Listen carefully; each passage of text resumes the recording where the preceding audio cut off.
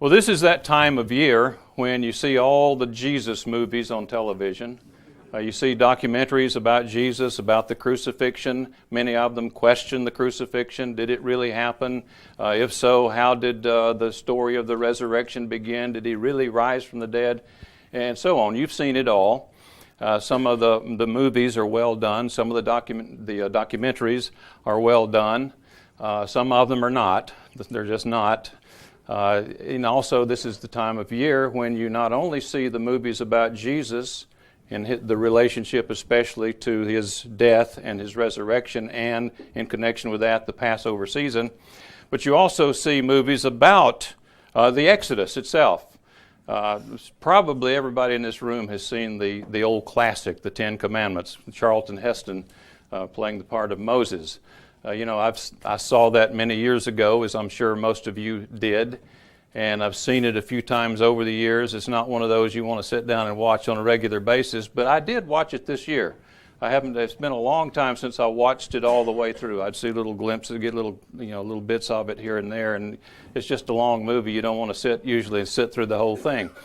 But in spite of all the melodrama, which is typical of the old classic movies, and in spite of the inaccuracies, quite a few inaccuracies in the movie, but nevertheless, I still find that it's able at certain points to put goosebumps on me. Especially you see Charlton Heston and all of that, his robes and outstretched arms and the staff, and stand still, watch the salvation of the Lord, and all of that. It's very, very exciting. It puts you back there, and it makes you think about what would it have been like to actually have seen some of that. So this is that time of year when you see a lot of emphasis on the Exodus on various TV programs. But have you ever noticed that the covenant that God made with Israel was in fact Exodus-centered? If you read through what is called the Law of Moses from the book of Exodus, from the time that Moses and the children of Israel came out of the land of Egypt and went to Mount Sinai and received the law there, and you read through, have you ever noticed how many references there are back to the Exodus? Again and again and again. When God calls upon Israel to do something, when he reminds them of something, he reminds them also, for I am the Lord your God who brought you out of the land of Egypt, out of the house of bondage. Therefore, and then he goes on with the commandments. So many things in the commandments that he gave to the people of Israel are related to the Exodus. And I've said before that the whole covenant, the foundation of the covenant, is a very central part of the foundation, is that event. That's the great redemptive act of God in Israel's history. You see, for example, in Exodus chapter 20, when he gives the Ten Commandments, right away, right at the very introduction of the Ten Commandments, what does he say? He says in Exodus chapter 20, verse 1, and God spoke all these words, saying, I am the Lord your God who brought you out of the land of Egypt, out of the house of bondage. You shall have no other gods before me. So this is right in the prologue, right in the very introduction. I'm the one who brought you out of the land of Egypt. You don't have any other gods besides me. I'm the one who did that. I brought you out of Egypt. And then you also see in Deuteronomy chapter 5, when you see the Ten Commandments once again, first of all, in Exodus chapter 20, you'll notice that in the Sabbath commandment, the fourth commandment, it is linked with the creation account, of course. God rested on the seventh day, therefore, you're to keep the Sabbath. The therefore links what God did with what God expects them to do. I rested on the seventh day, therefore, you keep the Sabbath. And then in Deuteronomy 5, however, something else is added here. Something else. The Sabbath is connected with another event. In Deuteronomy chapter 5, if you'd like to turn over there, once again in the introduction, he says, I am the Lord your God who brought you out of the land of Egypt, out of the house of bondage. And then when you get down to the fourth commandment, he says, observe the Sabbath day to keep it holy, as the Lord your God commanded you. And then he goes on with the instructions concerning resting yourself and giving your servants, your male servants, your female servants, and your beasts of burden rest as well. And he says in verse 15, in connection with giving your servants rest, he says, and remember that you were a slave in the land of Egypt.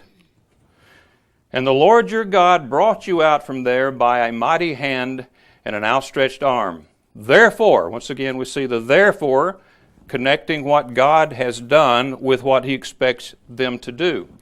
Therefore, the Lord your God commanded you to keep the Sabbath day. So not only is the Sabbath connected with creation, it's also connected with the Exodus.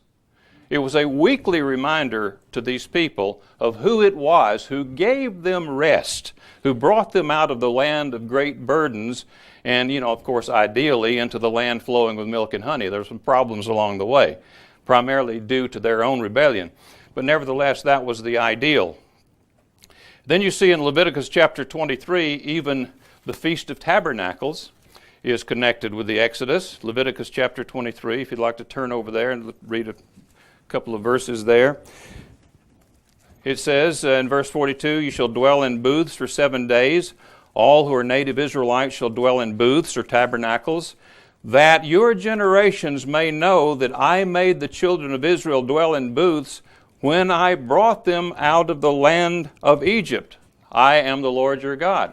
So here again, even the Feast of Tabernacles is connected with the Exodus. It seems that everything God had them do, or so many things that God had them do, reminded them of that great redemptive act that we call the Exodus. And of course, when we speak of the Exodus, we're speaking of all the events associated with it. The various plagues that befell Egypt, the sacrifice of the Passover, the passing over of the death angel, and so on. All of that is a part of it. In the midst of the instructions about Passover and the Feast of Unleavened Bread, and in the midst of the description of Israel's actual departure from Egypt, we find an interesting law presented. We find it in chapter 13 of the book of Exodus. Exodus chapter 13, we begin in verse 1. It says, Then the Lord spoke to Moses, saying, Consecrate to me all the firstborn. Whatever opens the womb among the children of Israel, both of man and beast, it is mine. So he's claiming the firstborn. Read on in verse 11. He says, And it shall be that when the Lord brings you into the land of the Canaanites, as he swore to you and your fathers, and gives it to you, that you shall be set apart or given over. You shall give over, that is, you shall give over to the Lord all that open the womb. That is, every firstborn that comes from an animal which you have, the males shall be the Lord's. The females are exempt, because they're too, I have to say this to the ladies, they're too valuable. Only the male firstborn belong to the Lord. But every firstborn of a donkey you shall redeem with a lamb. You have this concept of redemption here. What does that mean? You pay the price. It means a ransom price, the price you pay instead of. In other words, it's a replacement for. You redeem the donkey with a lamb. You can't offer a donkey on the altar to the Lord. You can't do this. An unclean animal, you can't offer it. But a lamb you can. So you redeem the donkey. In other words, you save its life by offering a lamb instead. And it will be, if you will not redeem it, then you will break his neck. That's not a sacrifice. Breaking its neck is not sacrifices require the shedding of blood, because the blood has to be put on the altar. But it says you shall break his neck. And all the firstborn of man among your sons you shall redeem. The firstborn males shall be redeemed. Again, the females are just too valuable to have to be involved in a thing like that. I have to say that to the ladies. But in any case, that's what the law is. And of course, the redemption price, there was a price for the male, the firstborn males. According to Numbers 18, it was 5 shekels. I imagine a good many of them were not worth that much, but that's the price for redemption of the firstborn anyway. So it shall be, when your son asks in times to come, saying, What is this? Naturally, the children are going to come along and say, What is this all about? Why are you doing this? You have a donkey, you've got to go offer a lamb. Otherwise, you've got to break the little fella's neck. It's terrible, something you don't want to do to your animals. It says, What is this? And you shall say to him, By strength of hand the Lord brought us out of Egypt, out of the house of bondage. So this was a perpetual reminder. In an agrarian society that had the sheep, the flocks and the herds, they would continuously be offering these sacrifices, this redemption sacrifices for the firstborn. Everything that opens the womb, he says, is mine. And this was a perpetual reminder to them of the Exodus. The Exodus. And it came to pass when Pharaoh was stubborn about letting us go, that the Lord killed all the firstborn in the land of Egypt, both the firstborn of man and the firstborn of beast.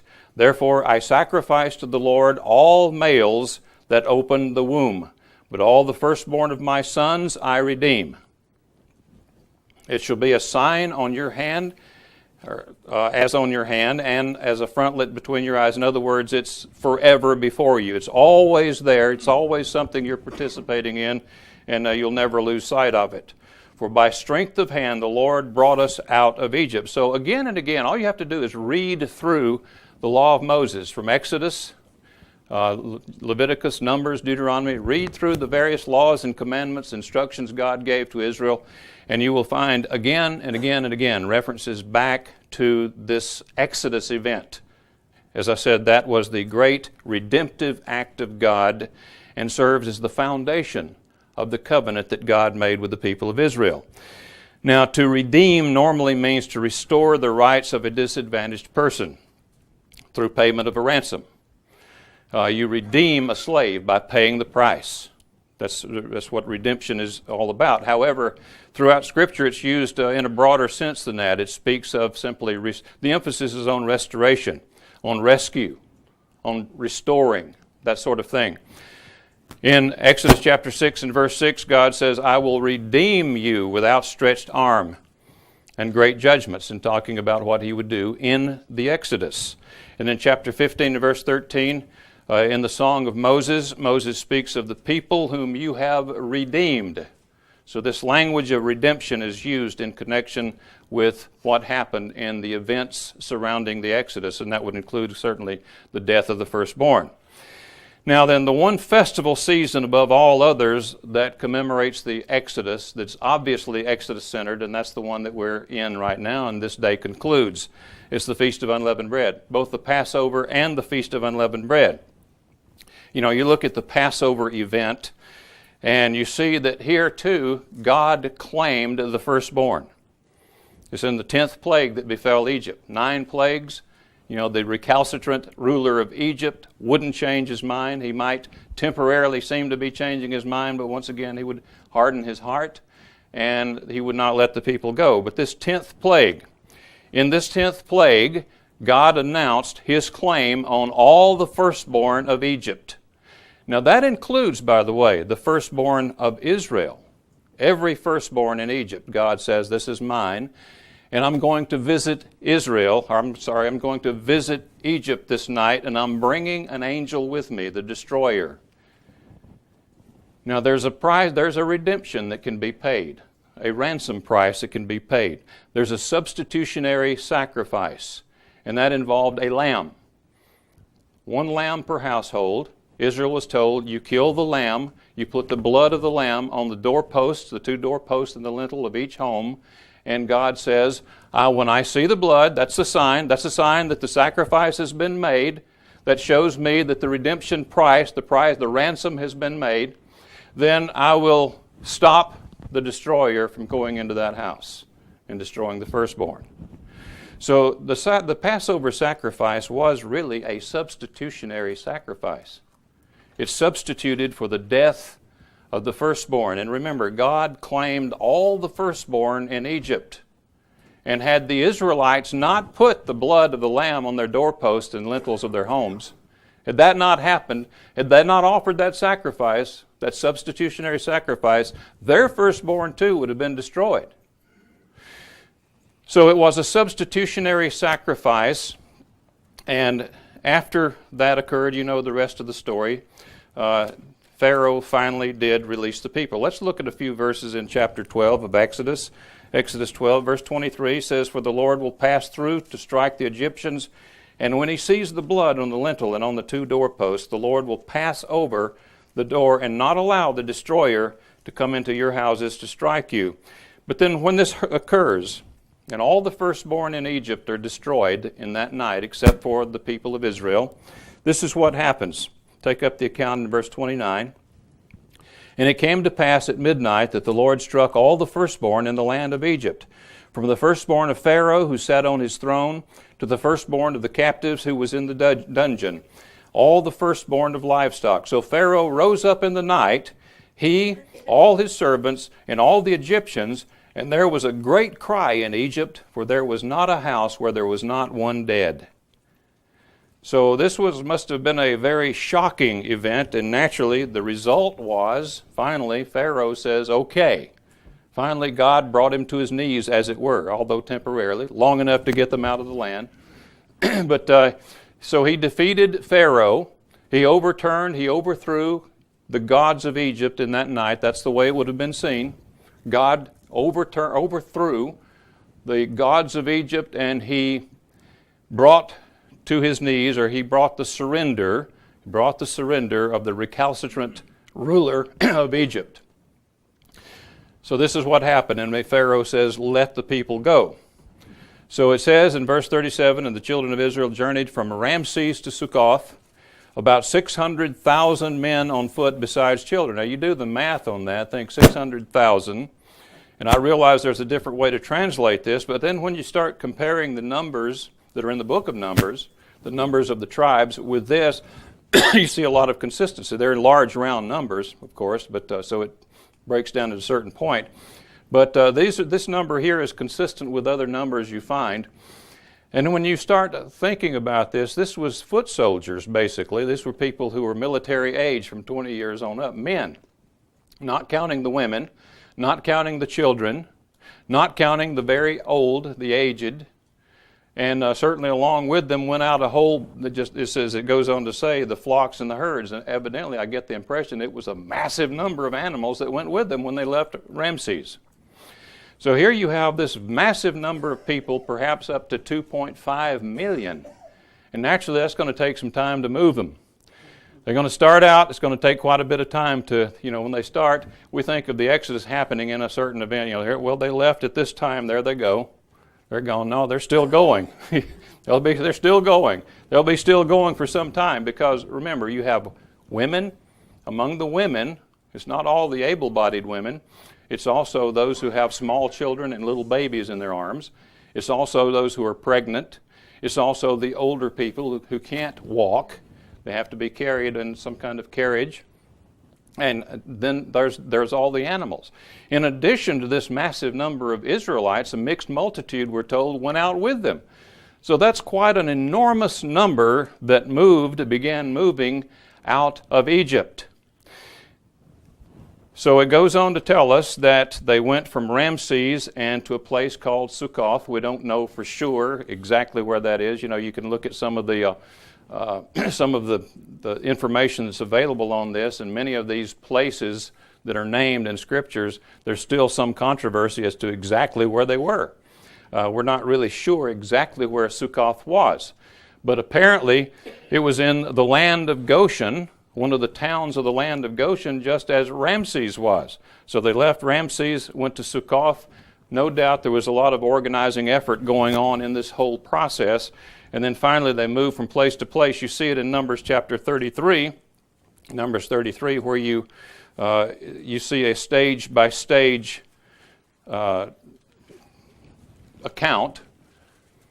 chronological account of the Exodus, of what happened. So they left Ramses, and then they went to Succoth, and then to Etham and other places. And finally they settled, they came to the wilderness. You know what happened there. We'll talk about that in a few moments.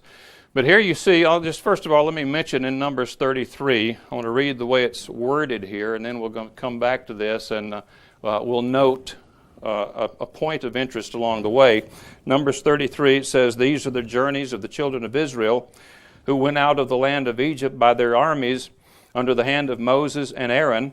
Now Moses wrote down the starting points of their journeys at the command of the Lord, and these are the journeys according to their starting points." So this is a chronology of events. Each starting point is included here. This is not the language of metaphor. This is not the language of involving prolepsis.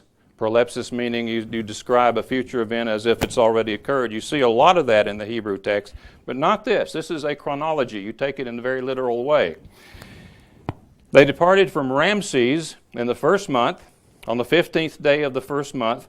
On the day after the Passover, the children of Israel went out with boldness in the sight of all the Egyptians. It goes on to say in verse 4, For the Egyptians were burying all their firstborn, whom the Lord had killed among them. Also on their gods the Lord had executed judgment. Then the children of Israel moved from Ramses and camped at Succoth. Now the impression I get just from reading this, remember it's a stage-by-stage account of the journeys of Israel once they left Ramses. The impression I get from this, the fact that they went out in the sight of all the Egyptians, the fact that the Egyptians were out burying their dead, I get the impression that this is not a nighttime event. They went out, it seems to me, in broad daylight. Now, we've often heard, I've heard many people say over the years, I think I might have said it myself at some point, that they went out by night based on what it says in Deuteronomy 16. We'll come back to that, but first of all, let's go to Exodus chapter 14. Exodus 14, and let's continue with the account of the Exodus. I'll mention that traditionally we have said, I can't prove this for certain, but we have said, and many of you will remember this, that the Red Sea crossing, and we really don't know which sea was the Red Sea, but in any case, the Red Sea crossing occurred on the seventh day of the Feast of Unleavened Bread. Now again, I can make a case for that, but I can't prove it. I am certain, however, that it occurred in the month of Abib. It did occur in the month of Abib. Whether it's on the last day of the Feast of Unleavened Bread or not, that really doesn't matter. It was in the month of Abib, and certainly it was a part of the Exodus. You leave that part out, and you really don't have much of an Exodus, do you? Now, because you're still in Egypt. You're left there. You're still there, and you're subject to Pharaoh as long as you're on that side of the sea, whether it was whatever sea it was. The Hebrew expression is Yam Suf, which different bodies of water are use that term. The Scripture uses that term to describe, for example, the Gulf of Suez, as well as as other places. But probably the best guess is this was one of the bitter lakes north of the Gulf of Suez. That's probably the best guess. In any case, it wasn't, as you see in some of the documentaries, a very shallow pool of water.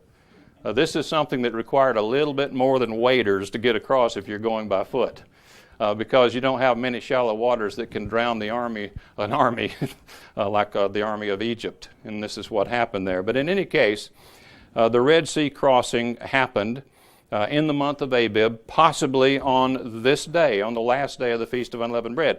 I'd like to point out some particulars here, though, some very interesting particulars as we read this account.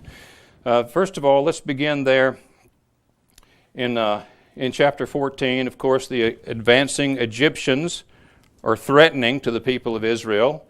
Verse 13, And Moses said to the people, Do not be afraid, stand still and see the salvation of the Lord, which he will accomplish for you today. For the Egyptians whom you see today, you will see again no more forever. The Lord will fight for you, and you shall hold your peace. And the Lord said to Moses, Why do you cry to me? Tell the children of Israel to go forward. But lift up your rod and stretch out your hand over the sea and divide it. And the children of Israel shall go on dry ground through the midst of the sea. And I drop on down to verse 21. Then Moses stretched out his hand over the sea, and the Lord caused the sea to go back by a strong east wind. Notice this, all that night. All that night. In the movie, it appears to have happened in broad daylight.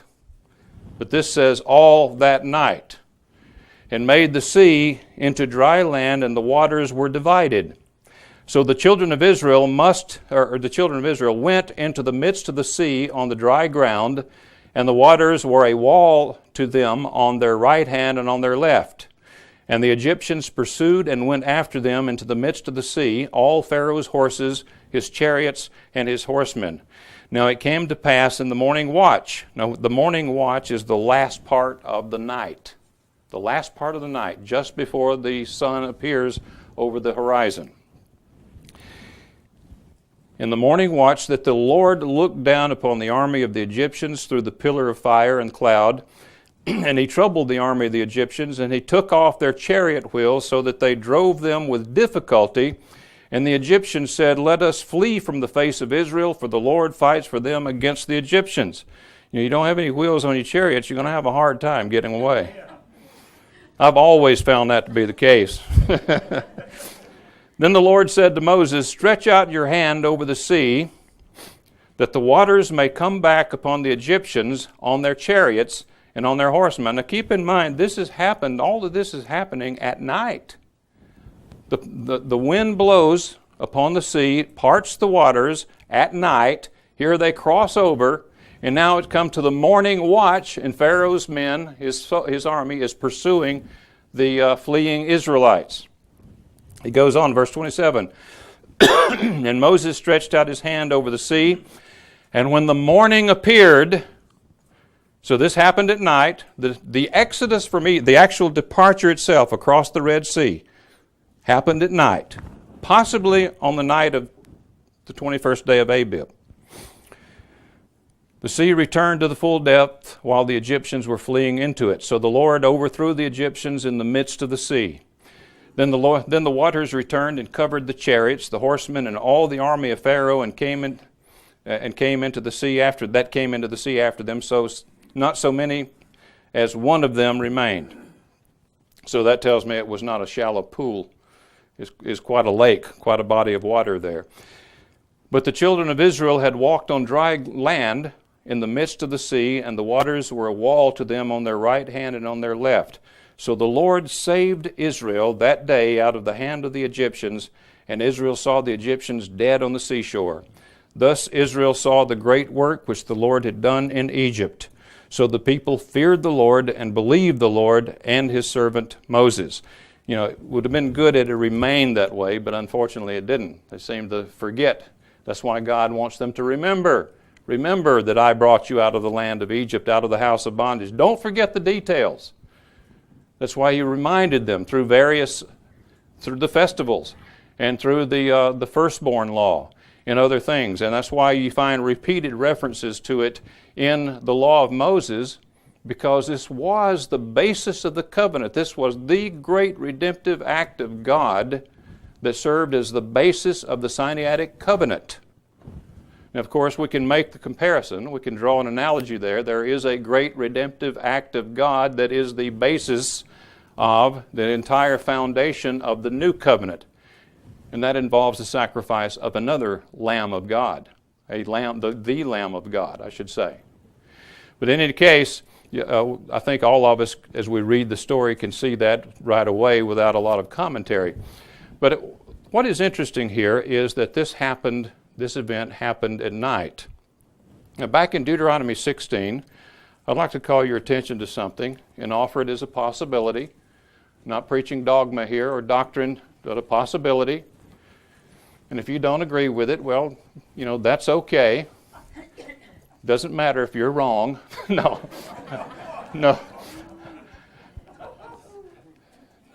No, it's a possibility. First of all, it's been said that the departure from Ramses itself was a nighttime event. Some people say it was the beginning of the night. Others say it was the latter part of the night. But as I read Numbers 33, as I did just a few moments ago, I get the impression that they walked out of there in broad daylight. The Egyptians were burying their dead, and there they went in the sight of all the Egyptians. So let's read Deuteronomy 16:1 and see, does it really say that they left at night? Deuteronomy 16:1, "Observe the month of Abib, and keep the Passover to the Lord your God, for in the month of Abib the Lord your God brought you out of Egypt by night." Does it say they left Ramses by night? No.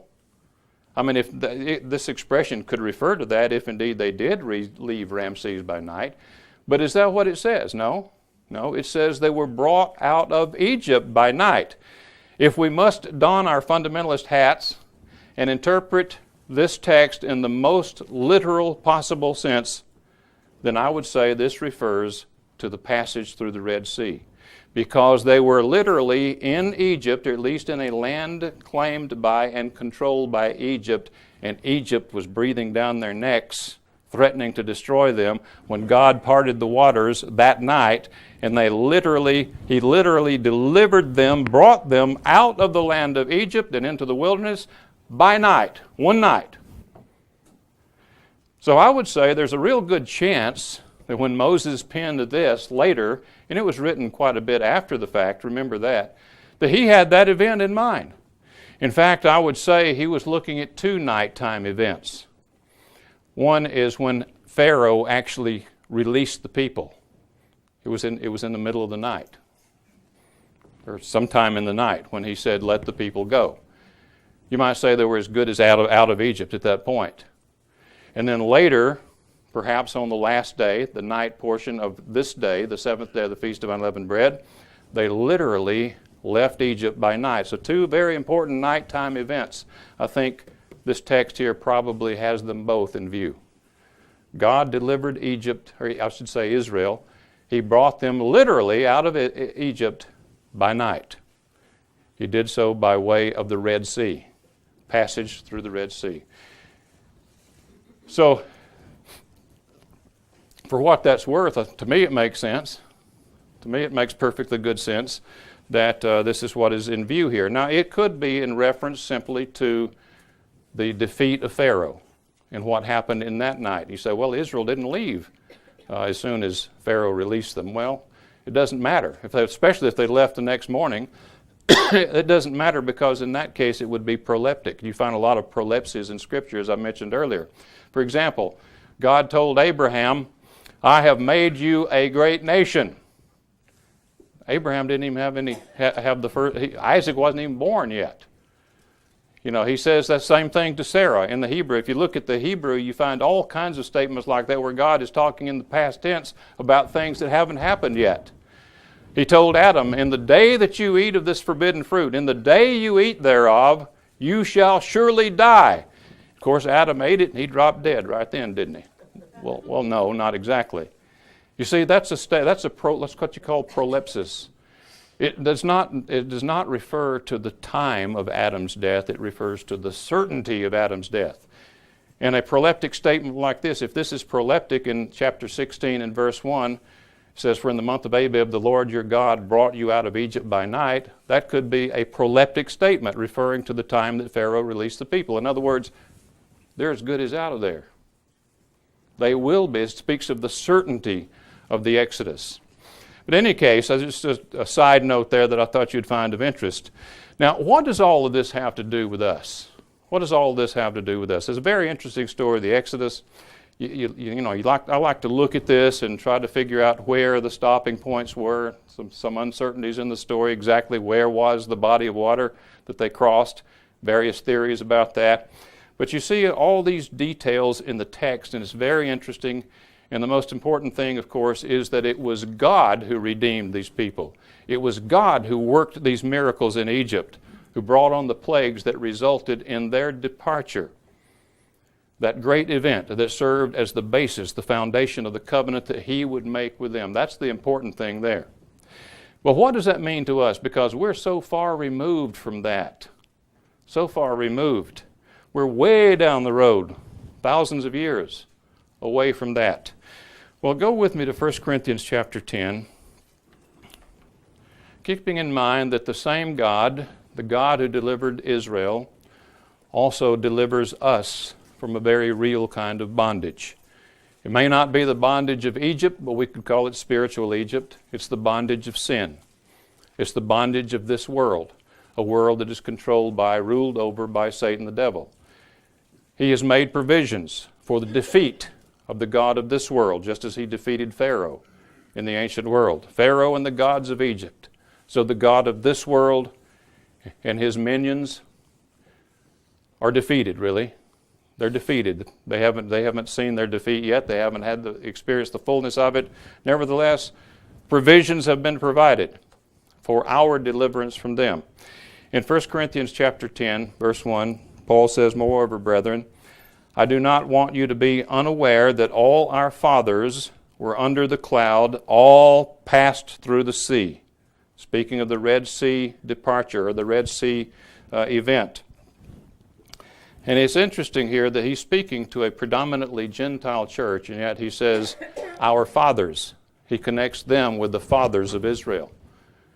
Our fathers were under the cloud, all passed through the sea. All were baptized into Moses in the cloud and in the sea. Now, when the Exodus took place, nobody, not a single person anywhere, thought, wow, we're being baptized into Moses. That's, this is Paul commenting later, because he's going to use the word typoi, which means type. These are types for us, types. So here he's drawing the analogy. These were all baptized into Moses. Elsewhere, he speaks of being baptized into Christ. That's the obvious analogy he's drawing here, the comparison he wishes us to make. All were baptized into Moses in the cloud and in the sea. All ate the same spiritual food. Now he's talking about manna. What does he mean by spiritual food? Just kind of munching on the air? Is he talking about food that's made out of spirit? Yummy? No, it's not spiritually composed. It's not talking about the composition. It's talking about the supernatural, the fact that it was supernaturally provided. And it was an experience of the grace of God. Anything that's a means of grace, it could be called spiritual. And furthermore, he's going to compare this. If you read the whole text all the way through verse 21, we won't go that far, but you will see that he compares this, or he's setting the stage for speaking of the cup of blessing which we take and the bread which we eat. And what he's saying is that these things are a source of grace. They're a means of grace. We experience the blessing of God through these things that he tells us to do. And so he's making that comparison here. He says they all drank the same spiritual drink, talking about water that came forth from the rock supernaturally. For they drank of that spiritual rock that followed them, and that rock was Christ. So they had the spiritual food, which was the manna, supernaturally provided, the spiritual drink, the water, supernaturally provided, from a rock which God acted upon supernaturally to cause the water to come forth from it. It says the water that followed them. Some people say, well, he's making use of an old Jewish legend there about how the rock followed, that rock that Moses struck rolled along behind them and followed them through the wilderness. I don't think so. Probably he just simply means it accompanied them in the sense that the effects of that event was with them. In other words, they filled their containers with the water from the rock and carried it with them on their journeys. That's probably, I don't know for sure, but that's probably what he's referring to here.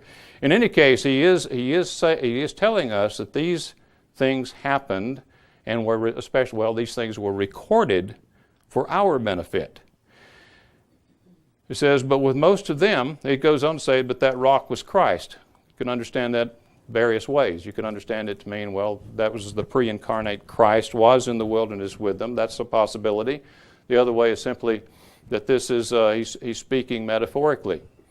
This is not to be understood in the full literal sense. And in other words, the rock symbolizes Christ, because water comes from the rock, provides life-giving water. Christ provides the life-giving Spirit. Could be drawing another analogy. In any case, you get the point here, I think.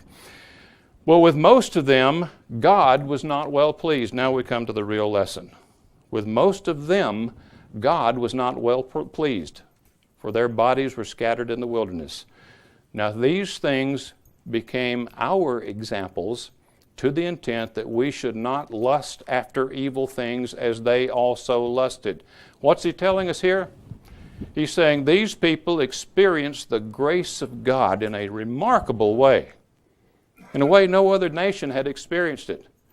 God delivered them through the sea from the advancing Egyptians, and they ate that spiritual food in the desert and drank of that spiritual drink from the spiritual rock.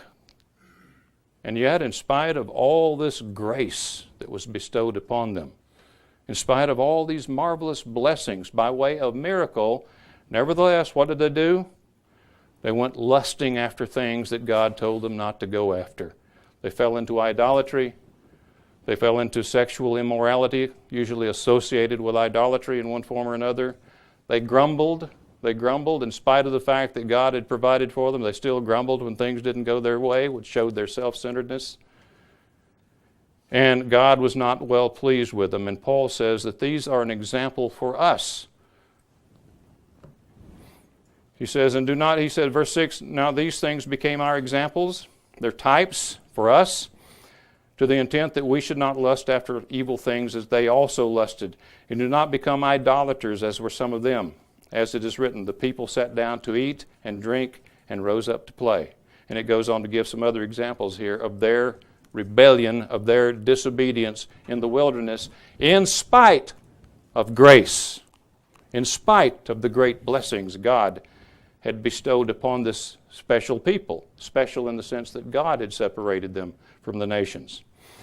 Verse 11, now all these things happened to them as examples or types, and they were written for our admonition, upon whom the ends of the ages have come. Obviously, when these things were written down, when the records were made, it was not just for preserving, not only for preserving an accurate record of history. I'm sure that was part of it.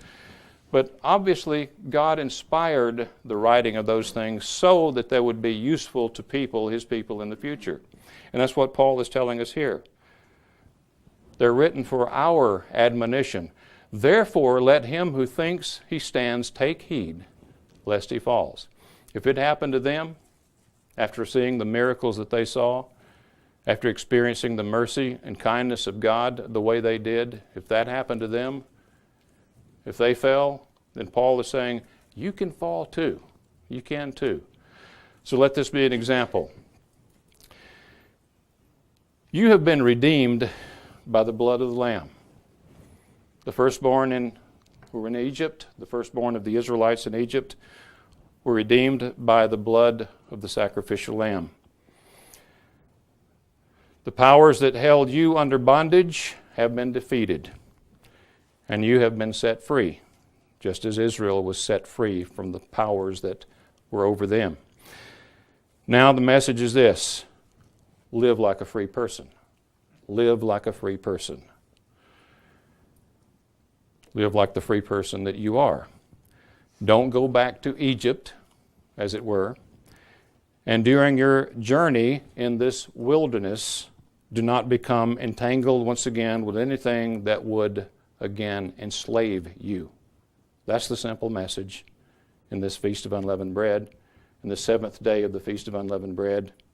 And that's what the Apostle Paul wants to get from it, as we see here in 1 Corinthians, the 10th chapter. So in closing, I'd like to read a couple of more verses from 1 Corinthians 10. He says in verse 13, no temptation has overtaken you except such as common to man.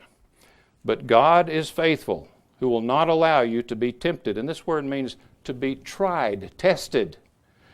Not allow you to be tried or tested beyond what you are able, but with the test, with the trial, with the temptation, will also make the way of escape that you may be able to bear it. You know, that's exactly what He did for Israel, but many of them who thought they stood fell. A great number fell in the wilderness. We're in the journey in the wilderness, as it were, between now and that land flowing with milk and honey. Let's make sure we stand. Let's make sure we learn the lessons from Israel and not fall.